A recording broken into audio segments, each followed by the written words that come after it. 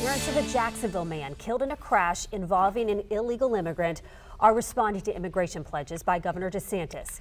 Kian and Bobby Michael are both considered angel parents, that name given to parents whose children were killed by illegal immigrants.